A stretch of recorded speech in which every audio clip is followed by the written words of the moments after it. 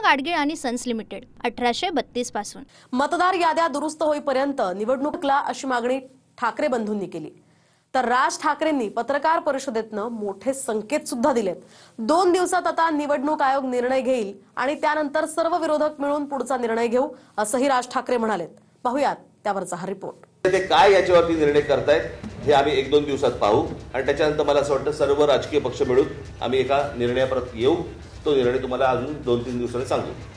निवडणूक आयोगासोबत सलग 2 दिवस बैठक झाल्यानंतर पत्रकार परिषदेत मनसे अध्यक्ष राज ठाकरेंनी सूचक विधान केलं। जर मतदार याद्या दुरुस्त न करताच निवडणुका घेतल्या तर मग महाविकास आघाडी आणि मनसे निवडणुकीवर बहिष्कार टाकणार का, असा सवाल उपस्थित झालाय। कारण 2 दिवसात निर्णय घेऊ असं आयोगाने सांगितलं। त्यांच्या निर्णयानंतर सर्व विरोधी पक्ष मिळून निर्णय घेणार असं राज ठाकरे म्हणाले। काय नोटिफिकेशन काढले ते एक तर रद्द करायला आम्ही त्यांना सांगितलेलं आहे आणि आज आम्ही त्यांना सांगितलं की या निवडणुका तुम्ही घेऊ नका। उद्या ते काय याच्यावरती निर्णय करतायत हे आम्ही 1-2 दिवसात पाहू आणि त्याच्यानंतर मला असं वाटतं सर्व राजकीय पक्ष मिळून आम्ही एका निर्णयापर्यंत येऊ। तो निर्णय तुम्हाला अजून 2-3 दिवसांनी सांगू। मतदार यादीतला घोळ आणि बनावट नावांवरून निवडणूक आयुक्त दिनेश वाघमारेंसमोर पुन्हा एकदा ठाकरे बंधूंनी प्रश्नाची सरबत्ती केली। मतदार याद्या दुरुस्त करा, तोपर्यंत निवडणुका घेऊ नका असं राज ठाकरे आयुक्तांना म्हणाले। मतदार याद्या दुरुस्त होईपर्यंत निवडणुका घेऊ नका। 8 टर्म आमदार असलेले थोरात यंदा कसे पडले? 80-90 हजारांनी निवडून येणारे थोरात कसे पडले? याद्या आम्हाला द्या, आम्ही शहानिशा करू। आमचं तुमचं करू नका, आमचा निवडणूक आयोग एकच। सत्तेतील 3 पक्षांसाठी तुम्ही काम करताय का? निवडणूक आयोगाला निवडणूक घेण्याऐवजी काय काम आहे? उशीर लागला तरी चालेल, बॅलेटवर निवडणुका घ्या। तर आम्ही फक्त त्यांच्यासमोर एवढंच सांगितलं की या मतदार याद्या जोपर्यंत सुधारणा होत नाही, तुमची सुधारणा होत नाही, तोपर्यंत निवडणुका तुम्ही घेऊ नका। आता साधारणपणे आपण जर समजा महानगरपालिकेच्या किंवा स्थानिक स्वराज्य संस्थांच्या निवडणुका जर समजा आपण पाहिल्या तर गेल्या 5 वर्षामध्ये निवडणुका झालेल्या नाहीयेत। मग जर 5 वर्ष जर समजा या निवडणुकांमध्ये गेलेली असली तर मग याद्या सुधारण्यासाठी अजून 6 महिने गेले तर काय फरक पडतो? आपल्या आयुष्यातली किंवा देशाच्या आयुष्यातली ही पहिली निवडणूक नाहीये। आतापर्यंत काही देशामध्ये सत्ताधारी जन्माला आलेले नाहीत का?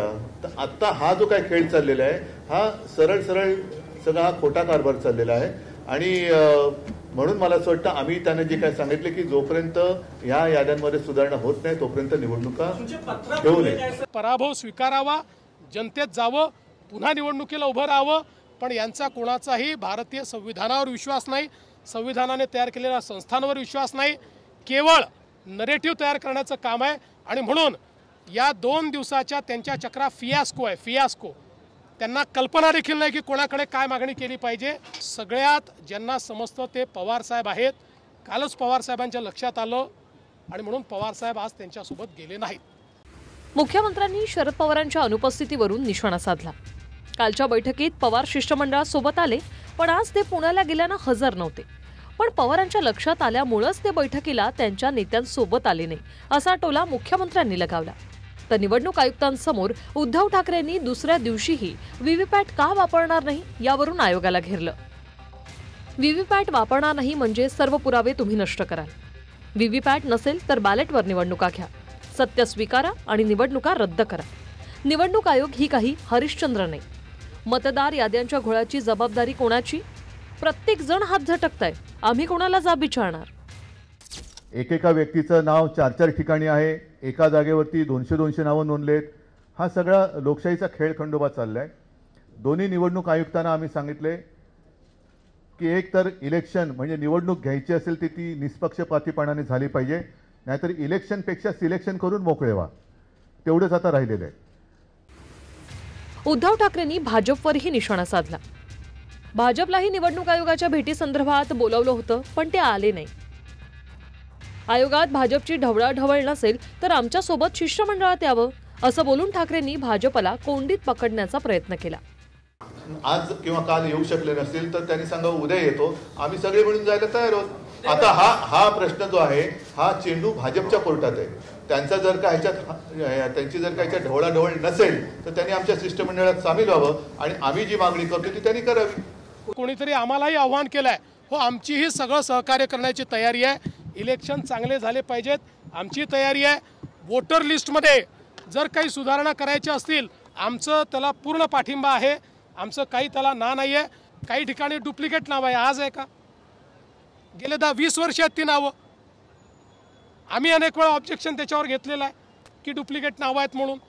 त्यामुळे काहीतरी कुठलं तरी काढून हे कसं ते कसं, तुम्ही इतके वर्ष सत्तेत होता तेव्हाही तेच होतं.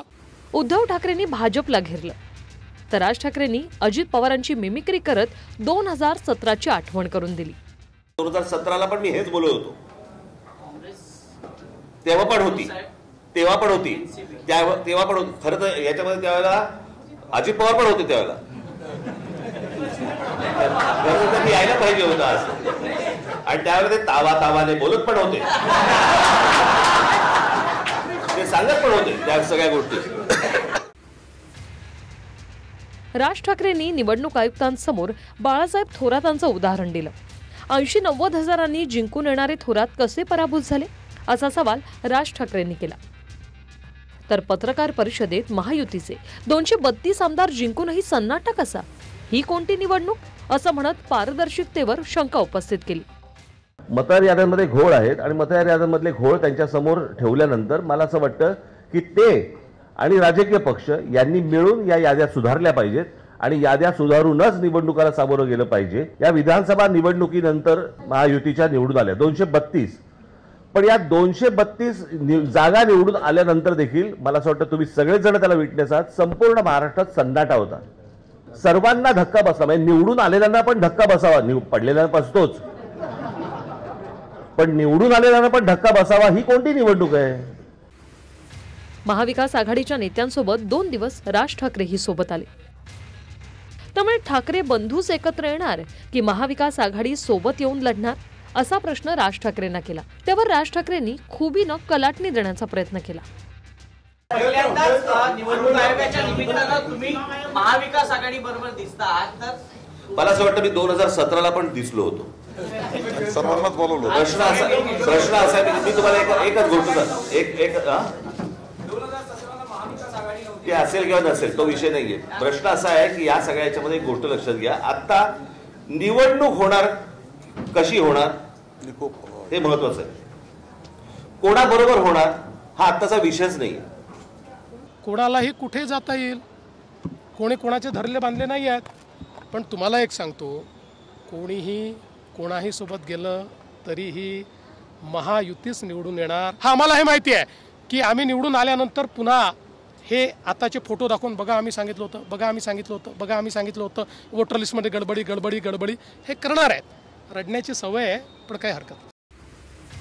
कुणी कुठे गेलं तरी महायुतीत जिंकणार असा दावा पुन्हा एकदा मुख्यमंत्र्यांनी केला. अर्थात तुर्तास लक्ष निवडणूक आयोगाच्या निर्णयाकडे असेल. कारण निवडणूक मतदार याद्यांसंदर्भातला कार्यक्रम आयोगाने जाहीर केला.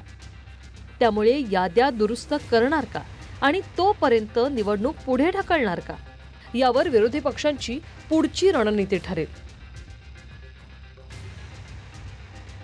गिरीश गायकवाड आणि निवृत्ती बाबरसह कृष्णा सोनारवाडकर, TV9 मराठी, मुंबई. पूना गाडगीळ आणि सन्स लिमिटेड 1832 पासून.